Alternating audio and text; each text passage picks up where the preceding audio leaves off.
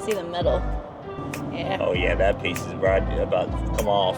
Yeah, it was about to come apart. I don't think we would have made it 3 hours. No. All right, gang. So more fun in the RV life. We're stopped for lunch, and I just always kind of do a walk around, look at tires, and just kind of check and make sure we're good.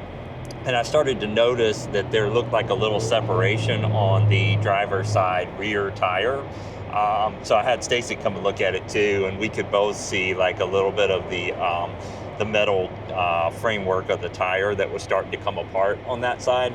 So I think we'd rather be safe than sorry. We're like 3.5 hours from our destination, and we're going to be there for a month. But I'd rather put the spare on it and not have a blowout.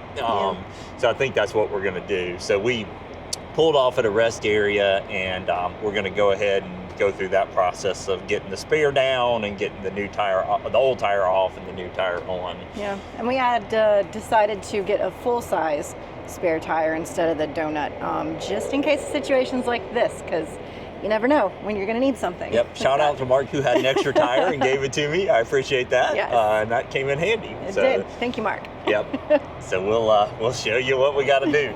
So the first step in this process is to get the spare tire down. So there's a little pin that just kind of holds it in place, and then this guy that comes with the rig will fit in. Then that should start to lower. Yep. I never knew it did that. Yeah. It's pretty handy. Handyman. Okay. Yeah. That's fun. All right. So, I know a lot of you guys carry really good jacks with you.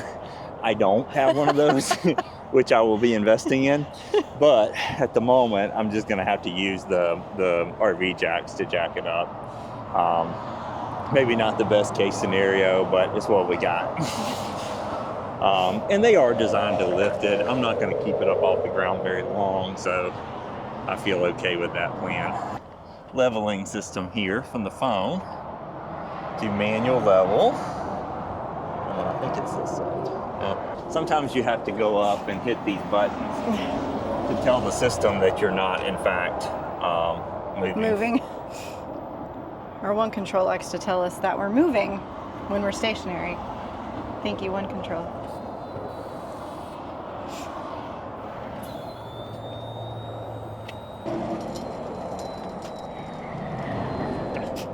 So it's a 7/8" socket if you have a Brinkley.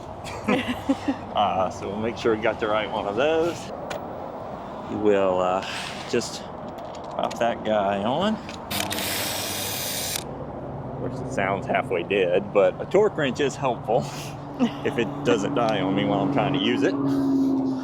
So we'll just use that to get these lug nuts off.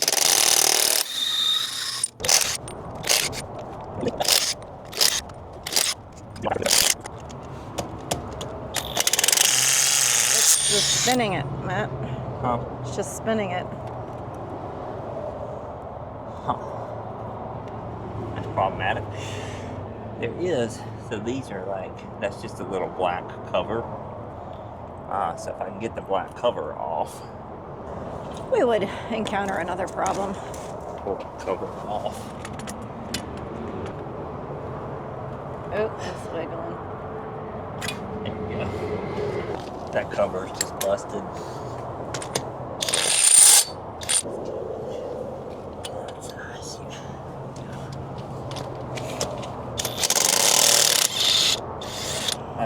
Yay.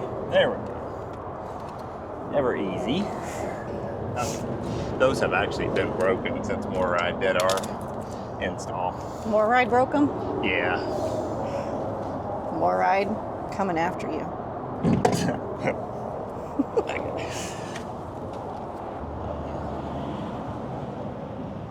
Here it is. There it is.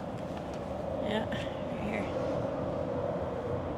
You can see the middle there. Yeah. It's just, yeah. Oh yeah, that piece is right about to come off. Yeah.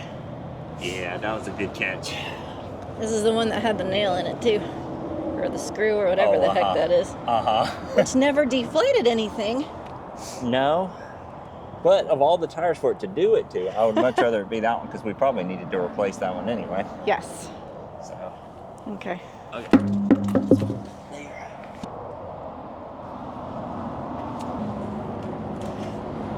So you want to do these across from each other, kind of a pattern. And I don't get them too tight on the first run, just so that you're kind of making sure the tire's secure. But then we'll, of course, torque them down to the appropriate torque spec once we get the tire back mounted. Whoa, what is that? Did that come out of the torque wrench? We did, yeah. That's a problem. I don't need a torque wrench to break right now.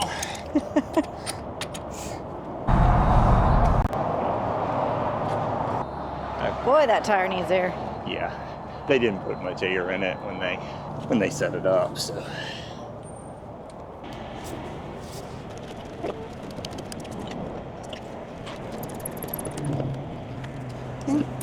Tight. It looks in. Okay. Put this little cable, just prevents it from backing out. And then, can you pull it from that end? Uh-huh.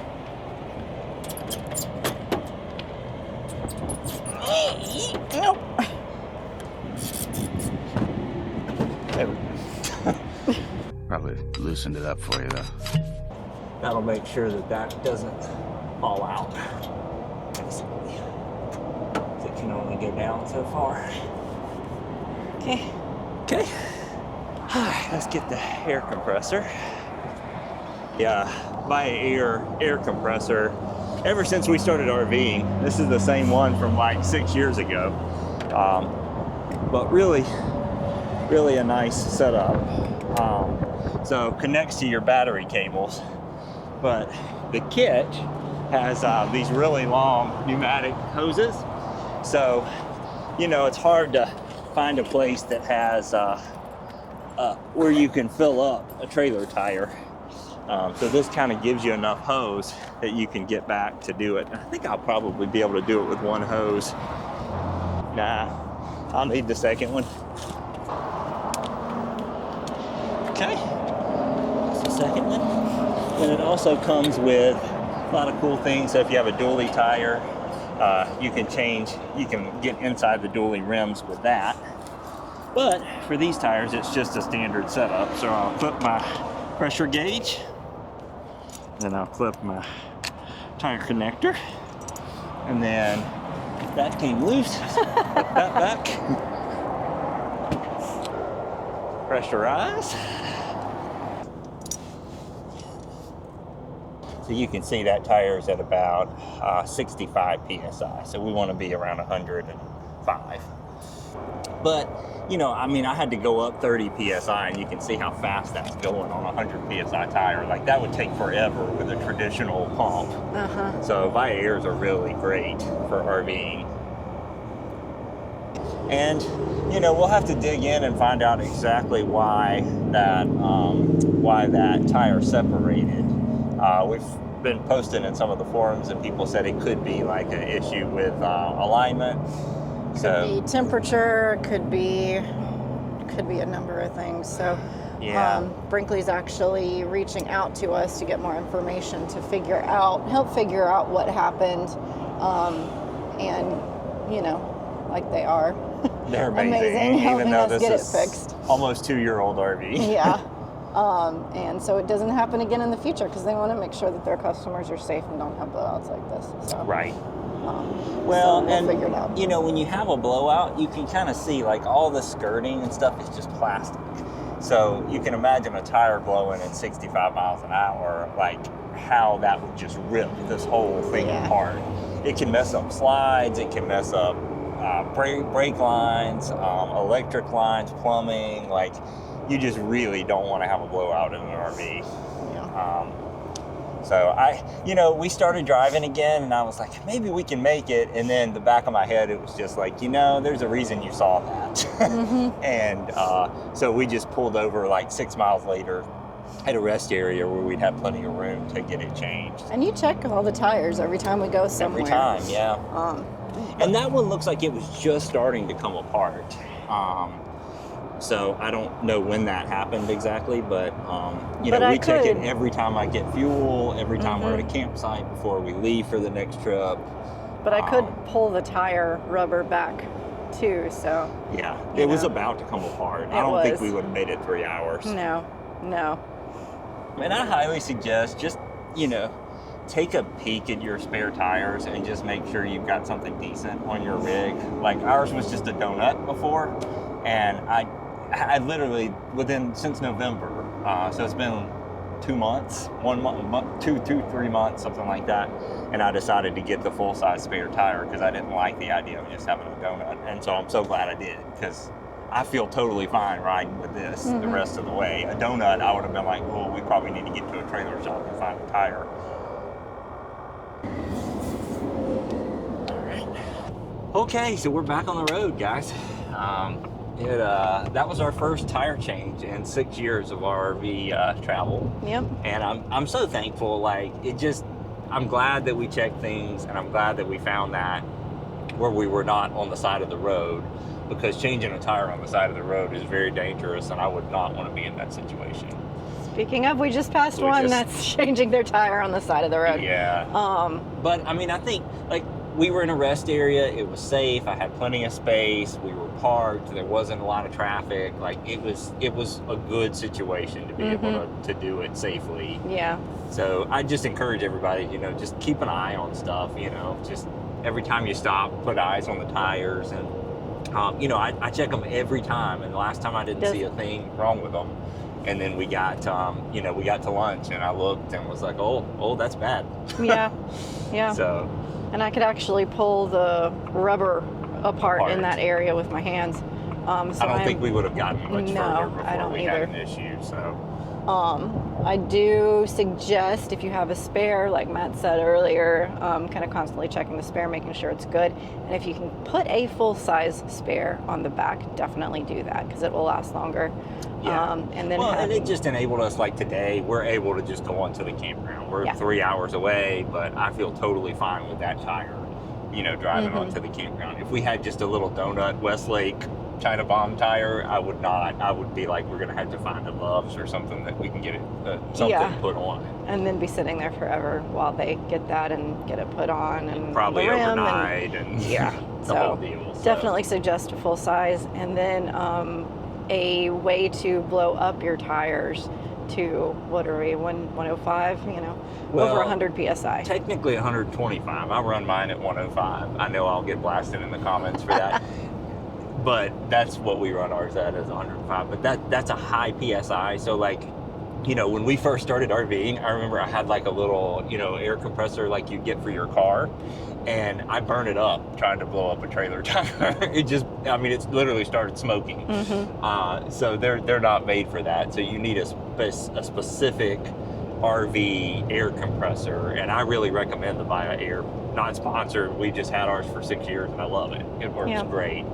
And it'll go all the way up to 140 PSI or something. So it's a nice thing to have. Expensive. I think they're $400, but in this circumstance, it paid off. So check your tires, get a good spare tire, and an external air compressor to inflate it. I also recommend the little torque wrench. If you can get one of those. I think that one we bought it at Walmart. It was $35 or something. It's cheap. And the battery doesn't. Battery only will last you one tire. It's not the best tool in the world. But it will save you a ton of time. But when you're changing a tire like that, it saved us 25-30 minutes of trying to get those lug nuts off. So stay safe, be prepared, because you never know what's going to happen. And always check your stuff ahead of time. Just keep an eye on things, and it'll save you being stuck on the side of the road somewhere. Lots of time and frustrations. Mm-hmm.